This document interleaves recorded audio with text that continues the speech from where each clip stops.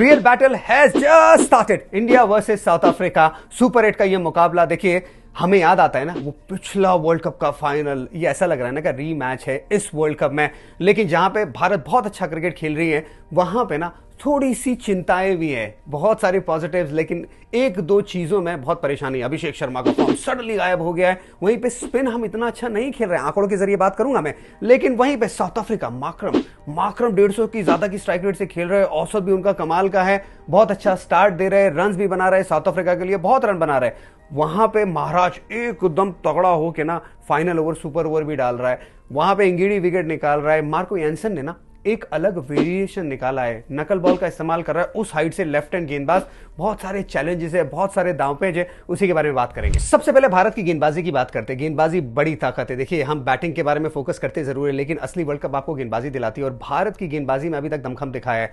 4 बार पहले बैटिंग किया है, 4 बार स्कोर को डिफेंड किया है। 163 जब यूएसए के सामने मुकाबला फंस गया था वहां पे डिफेंड किया, फिर उसके बाद 209 का टारगेट था उसको डिफेंड किया, फिर उसके बाद 175 का टारगेट जो था उसको डिफेंड किया, फिर 193 का जो टारगेट था लास्ट मुकाबले में नीदरलैंड के सामने उसको भी डिफेंड किया। आपके पास बुमराह है, वरुण चक्रवर्ती है, आपके पास कुलदीप यादव की जगह बन जाती है जब उन्हें खिलाना होता है कंडीशन के लिहाज से, अक्षर पटेल है जरूर, लेकिन हार्दिक भी रेगुलर विकेट निकाल रहा है, शिवम दुबे भी अपना हाथ खोल रहा है, उसके खाते में विकेट आ रही है, तो आपके पास ना पुख्ता 6 गेंदबाजी विकल्प हमेशा रहते हैं, तो उस लिहाज से गेंदबाजी यूनिट जबरदस्त नजर आ रही है। पिछले मुकाबले में अहमदाबाद में जिस तरह से बुमराह ने नई गेंद का इस्तेमाल किया था, आई एम वेरी एक्साइटेड, मैं बहुत एक्साइटेड हूं कि वो जो मैचअप रहेगा ना माकरम के सामने, वो भारी किनारा बिल्कुल लग सकता है। देखिए, ध्यान रखिएगा जरूर, इन स्विंग भी डालेंगे, वहां पे फंस सकते हैं, लेकिन वो जो आउटसाइड एज है माकरम की जरूर आ सकती है अगर उस तरीके से रिदम रहा लेट आउट स्विंग बुमराह की तरफ से।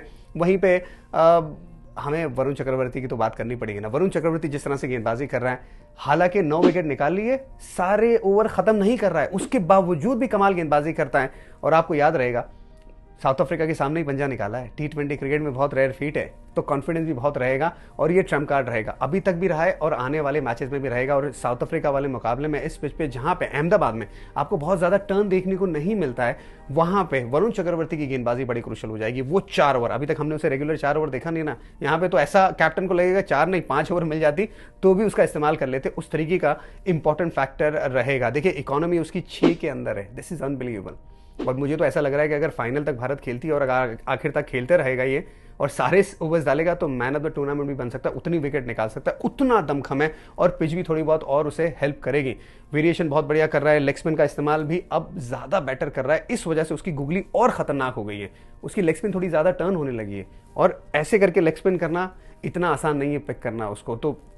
और उसके बाद उसकी गेंदबाजी में जो पैनापन और स्मार्टनेस यूज करता है, I think is very lethal. तो साउथ अफ्रीका के सामने watch out for Varun Chakravarthy. Bharat की बैटिंग के बारे में बात करते हैं। भारत का बैटिंग का रन रेट 9 का है, ये उस वक्त कमेंडेबल है जहां पे आप हर मैच में जल्दी से अभिषेक शर्मा को खो देते हो। यहां तक कि यूएसए का जो मुकाबला रहा है जिसमें पावर प्ले में 4 विकेट गिर गई थी, उसके बावजूद भी आपका रन रेट 9 का रह रहा है, इसका मतलब आपने कमाल का काम किया। आपके पास बैटिंग में पैनापन है, 8 नंबर तक आप बैटिंग कर रहे हो, अभिषेक शर्मा नहीं चल रहे तो ईशान किशन अपनी जिम्मेदारी ले रहे हैं और उस तरीके से बल्लेबाजी कर रहे हैं। तो बल्लेबाजी में अभिषेक का ना चलने के बावजूद भी बहुत दमखम है। ईशान किशन उसी में भाई बहुत ज़बरदस्त बैटिंग कर रहा है। ईशान किशन की अगर बात नहीं करेंगे तो कैसे चलेगा, जिस तरह से उसने पाकिस्तान के सामने बैटिंग की, सभी की इज्जत, सभी की नज़र में उसकी इज्जत बढ़ी है।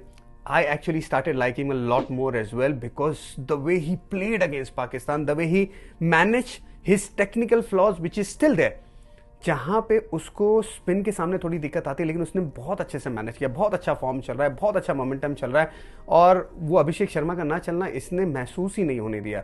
लेग साइड पे स्टार्ट कर रहा है, बहुत अच्छी बल्लेबाजी कर रहा है, और फिर सेट हो रहा है तो ऑफ साइड पे भी बहुत अच्छा खेल रहा है। लेकिन साउथ अफ्रीका के सामने ना ईशान किशन का थोड़ा सा ना चैलेंज बढ़ने वाला है। ज़रूर माकरम भी आ सकते शुरू में, और साथ ही में मुझे ऐसा लग रहा है साउथ अफ्रीका उसे ऑफ साइड पे पहले खिलाएगी। देखिए, हमने जितने भी वैगन व्हील देखे, जितने भी इसने अभी तक बैटिंग करी है, 11 छक्के लगा दिए, 11 छक्के लगा दिए, ज़्यादातर उसने सामने या तो फिर लेग साइड में वो छक्के लगाए, और औसत भी इसका कमाल का है, रन भी भारत के लिए सबसे ज़्यादा बना दिए। लेकिन इसने स्टार्ट किया है सामने या तो लेग साइड पे। हर एक बल्लेबाज का ना एक गो टू शॉट होता है, उसमें ईशान किशन का गो टू शॉट है वो लेग साइड पे जाना, पुल शॉट लगाना, फ्लिक खेलना, एक बड़ा शॉट ना हॉरिजॉन्टल बैट शॉट से लेग साइड पे खेलना, और उसके बाद उसको मोमेंटम मिलता है और सामने भी अब कंपैरेटिवली बहुत बेहतर खेल रहा है। लेकिन मुझे लग रहा है साउथ अफ्रीका उसको ना शुरू में ऑफ साइड पे खिलाएगी, उसे कहेगी कि आप ऑफ साइड पे खेलिए, वो एंगल क्रिएट करेगी। लुंगी इंगीडी का स्लो रन भी आपको थोड़ा सा सचेत रह के खेलना होगा। जरूर लुंगी इंगीडी की गेंद अंदर की तरफ आती है, लेकिन वो गेंद बाहर भी ले जाने की कोशिश करेंगे। तो वहां पे किस तरह से तैयार है ईशान किशन और किस इस चैलेंज को किस तरह से लेते हैं, ये जरूर देखना होगा। क्योंकि आप जैसे जैसे आप सुपर 8 में जाओगे, नॉकआउट्स मुकाबले में जाएंगे, सामने वाली टीम आपके लिए ज्यादा बेहतर प्लानिंग करेगी। और आई एम श्योर जो फॉर्म में ईशान किशन है इसको भी काउंटर कर लेगा। So hope for the best. Surya भाव ने सबसे ज्यादा गेंदें खेली है अभी तक वर्ल्ड कप में भारत के लिए, 119 गेंदें खेल रही है, 54 का औसत है, स्ट्राइक रेट 136 का है।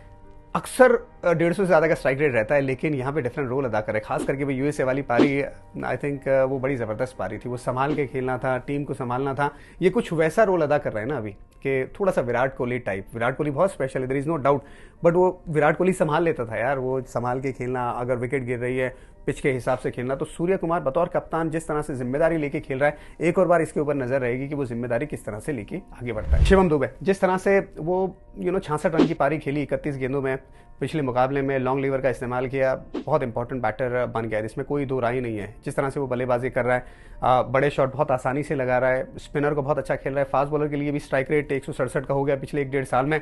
तो बहुत इंप्रूवमेंट दिखाए। एक और बार नजर रहेगी कि जब शिवम दुबे को ऑफ स्टंप पे खिलाने की कोशिश की जाएगी, square on the of side, उसको किस तरह से काउंटर करेगा, मेरी नजर इस मुकाबले पे उस पे रहेगी। चलिए बात करते हैं कंसर्न क्या है। सबसे बड़ी कंसर्न है हम किस तरह से स्पिन को खेलते हैं। भारतीय टीम पे अगर नजर डालेंगे ना तो मिडल ओवर फेज में 6.92 का इकोनॉमी है, रन रेट है, माफ कीजिएगा। ये रन रेट 7 से कम होना भारतीय टीम से ज्यादा की उम्मीद है। और साथ ही में पावर प्ले में भी जस्ट अबाउट 7 का रन रेट नजर आता है स्पिनर के सामने। और वो इसलिए भी है, देखिए हम अगर बैटिंग टॉप 8 पे नजर डालेंगे ना, हम सारे बल्लेबाजों पे नजर डालते हैं, उसमें से सिर्फ आपको 2 राइट हैंड बैटर्स नजर आते हैं, बाकी सारे लेफ्ट हैंडर, अभिषेक शर्मा, ईशान किशन, तिलक वर्मा, ये वॉशिंगटन खेलते तो वॉशिंगटन, वरना शिवम दुबे, अक्षर पटेल, रिंकू सिंह, ये सारे आपको लेफ्ट हैंड नजर आते हैं। वहां पे 2 राइट हैंड बैटर हैं, हार्दिक पांड्या और सूर्य कुमार यादव। ये बड़े क्रूशल बन जाते हैं, सामने वाली टीम जो प्लान बनाती है उसमें ये बड़े क्रूशल बन जाते हैं। जरूर साउथ अफ्रीका के सामने इतना बड़ा लेफ्ट हैंड राइट हैंड का चैलेंज नहीं होना चाहिए, क्योंकि जो मेन स्पिनर भी अगर ऑफ स्पिनर आएगा वो माकरम आएगा, उनके पास वो गेंद को लेफ्ट हैंड बल्लेबाज को स्पिनर, बतौर स्पिनर गेंद को बाहर ले जाने वाला कोई गेंदबाज वैसे नहीं रहेगा। महाराज है, अच्छा गेंदबाज है, स्मार्ट है, लेफ्ट आर्म स्पिनर है, लेकिन वो गेंद को स्लाइड कर सकता है। लिंडे भी लेफ्ट आर्म स्पिनर है। तो उस लिहाज से आप अगर देखेंगे तो इतना बड़ा चैलेंज नहीं जो बाकी मैचेस में आएगा। जिम्बाब्वे के सामने आएगा, वेस्ट इंडीज के सामने आएगा, लेकिन अहमदाबाद में भी ना सामने वाली टीम को कंपैरेटिवली प्लान करना बेहतर हो जाता है। लेकिन स्पिन का जो चैलेंज है ना, ये परेशानी का सबब है भारत के लिए। देखिए भारत ने ना 42 ओवर खेली है और 315 रन बनाए, जिसमें रन रेट करीबन 7 के आसपास आता है। अब ये नंबर्स बहुत ज्यादा आपको कॉन्फिडेंस दिलाने वाले बिल्कुल भी नहीं है। और ये 252 बॉलों में से 102 बॉल डाले ऑफ स्पिनर ने, जिसमें हमारा जो रन रेट है वो 6.2 के आसपास आ जाता है। इसका मतलब और भी कम हो जाता है। और उसमें भी हमारे जो टॉप 3 लेफ्ट हैंडर बल्लेबाज है, उसमें से अभिषेक शर्मा 7 बॉल खेले 0 रन बनाए। वहां पे तिलक वर्मा 36 गेंदें खेले, सिर्फ 32 रन बनाए ऑफ स्पिनर के सामने। और यहां तक कि ईशान किशन, जिनका फॉर्म कमाल का है, वो भी 26 बॉलों में सिर्फ 36 रन ही बना पाए। हालांकि उनका एफर्ट बहुत बढ़िया था, लेकिन ऑफ स्पिनर से कंपैरेटिवली वो खामोश रह रहे बाकी गेंदबाजों की तुलना में। अब देखिए ये थोड़ा सा आपको ना सोचना पड़ेगा, बेहतर करना पड़ेगा। सोचना ये पड़ेगा कि ये जो 3 लेफ्ट हैंडर एक साथ आते हैं आपको, क्या इनको आप थोड़ा जुदा कर सकते हैं? क्योंकि अभिषेक, ईशान किशन को आप बदल नहीं सकते। अभिषेक को आपको बैक करना है और ये उम्मीद करनी है कि वो कमाल काम करेगा जो अभी तक उसने करा है। जरूर रन नहीं आया, वो बना देगा यार रन, बस थोड़ी सी स्मार्टनेस लेके आएगा ना। उसे ये पता होना चाहिए कि अभिषेक शर्मा को ऑफ स्पिनर जब गेंदबाजी करने आ रहा है, टर्न करने को नहीं देख रहा है, टर्न करने को नहीं दे रहा है, मतलब ब्लॉक कर रहा है। ब्लॉक कर रहा है तो आप 1 रन लेके दूर वाली लेंथ पे निकल जाइए, और अगर लेंथ आगे डाल दी, जहां से उसका बल्ला आता है वो सामने मार देगा, कोई दिक्कत नहीं। लेकिन दूर वाली लेंथ को सामने मारना उसके लिए मुश्किल होगा, तो दूर वाली लेंथ को 1 रन लेके निकल जाओ, बाकी फास्ट बॉलर को आप तड़ी दो।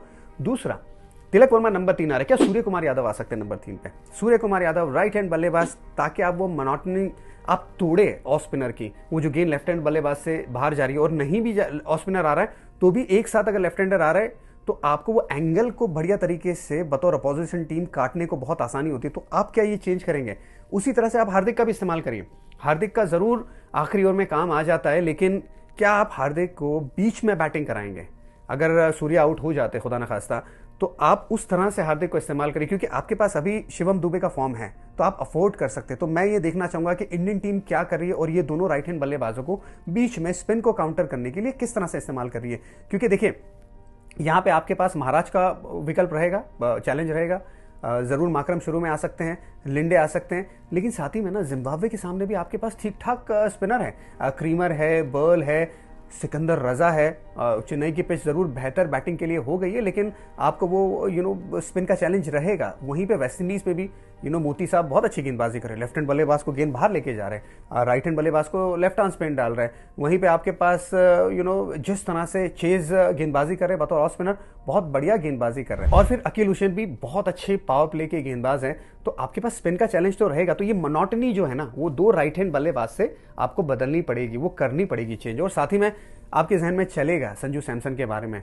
लेकिन आप किसको बाहर निकालोगे, ये सबसे बड़ा चैलेंज है भारतीय टीम के लिए। तो अभी इस टीम के साथ ही आप जा रहे हो ना, तो फिर ये 2 राइट हैंड बल्लेबाज का इस्तेमाल बेहतर तरीके से करें। और देखिए भारत के लिए ना एक चैलेंज है, जरूर हम रबाडा की बात करते हैं, हमने माकरम की बल्लेबाजी की बात करी, क्विंटन डिकॉक एक अच्छा खिलाड़ी है साउथ अफ्रीका के नजरिए से आप बात करेंगे तो, लेकिन जो मुझे लगता है एक बहुत बड़ा चैलेंज अभी उभर के आया है वो है मार्को यानसन। एक तो लेफ्ट आर्म गेंदबाज है, ऊपर से बहुत लंबा है, वो लगभग उसका जो रिलीज पॉइंट है ना लगभग 7 फीट की तरफ जाता है, तो आपके लिए बड़ा मुश्किल है वैसे ही लेफ्ट आर्म एंगल को, क्योंकि आपका जो हेड पोजीशन है बतौर राइट हैंड बल्लेबाज आप ऐसे खुल जाते हो, तो आपका अलाइनमेंट थोड़ा चेंज हो जाता है जब लेफ्ट हैंड बल्लेबाज को खेलते हो। और ऊपर से आपकी आई लाइन भी आप ऊपर जाएगी जब मार्को यानसन को खेलेंगे। ऑफ कटर डालता है, और साथ में जब इसने नकल बॉल का इस्तेमाल करना स्टार्ट किया ना, इसे और खतरनाक बना दिया है। तो इसे संभाल के रहना, इसे हमें संभाल के खेलना, ये बड़ा ज़रूरी है। उसके नकल बॉल का इस्तेमाल वो करेगा, जब वो पावर प्ले में भी आएगा तभी भी करेगा, तो उसके लिए हमें तैयार रहना है। I am sure Indian team तैयार रहेगी। जो आप वीडियो एनालिसिस करते हो, देखते ज़रूर हो, और वो नकल बॉल का इस्तेमाल जब कर भी रहे हैं तो वो अच्छे लेंथ पे डाल रहा है। ज़रूर उसका जो ऑफ कटर है वो थोड़ा आगे हो रहा है, उस पर ध्यान रखेगा, तो आप तैयार भी रह सकते हैं बड़े शॉट खेलने के लिए अगर वो ऑफ कटर डाल रहा है, तो ये थोड़े दाव पेच रहेंगे। खैर, और उसका जो बाउंस भी है ना, उससे भी आपको थोड़ा संभलना है। लुंगी इंगिडी का जो ऑफ कटर है वो डिप करता है, ज़्यादातर वो राइट हैंड बैट्समैन को स्टंप में डालता है, और लेफ्टी के लिए वो गेंद बाहर जाती है, पर वो ज़्यादातर आगे लेंथ रहती है, और आगे वो थोड़ा सा डिप करता है, जैसे ब्रावो का डिप हुआ करता था वैसा, क्योंकि लास्ट मिनट पे उसका जो रेस्ट है वो मूव होता है और बहुत फॉक्स करता है। रेस्ट एकदम आखिर तक, जब यहाँ पे आप इनिशियल मूवमेंट खत्म भी कर लोगे बतौर बल्लेबाज, उसका रेस्ट ऐसा ही रहता है, और फिर फ्लिक करता है। इस वजह से बल्लेबाजों को परेशानी होती है। तो ये जो 2 गेंदबाजों की वेरिएशन है, उस पर आप ज़रूर तवज्जो देना। ज़रूर कॉर्बिन बॉश बाद में वो हार्ड लेंथ और यॉर्कर का इस्तेमाल करते हैं, लेकिन ये 2 गेंदबाज बड़े खतरनाक है, तो ये भारत के सामने बड़े चैलेंज लेके आ सकते हैं। और प्लेइंग 11 पे अगर तवज्जो देंगे ना, तो मैं नहीं चाहूँगा कि बहुत ज़्यादा बदलाव हो। जो पिछली बार जो प्लेइंग 11 थी भारतीय टीम की, उसमें से अक्षर पटेल वापस आ जाए, वॉशिंगटन सुंदर बाहर चले जाएं। ज़रूर आप ये कहेंगे कि यार वॉशिंगटन सुंदर, क्विंटन डिकॉक है, रिकल्टन है, आप थोड़ा ऑफ स्पिनर की तरफ जाए, कुलदीप यादव के बारे में भी सोच सकते हैं आप, लेकिन अगर ये ऐसा होता है ना, तो फिर अर्शदीप की जगह नहीं बनती। और मुझे लगता है कि अर्शदीप ने क्विंटन डिकॉक को आउट किया है, 1 नहीं, 2 नहीं, 3 नहीं, 4 बार, तो वो बिल्कुल भारी किनारा लगा सकते हैं और उनको आउट कर सकते हैं।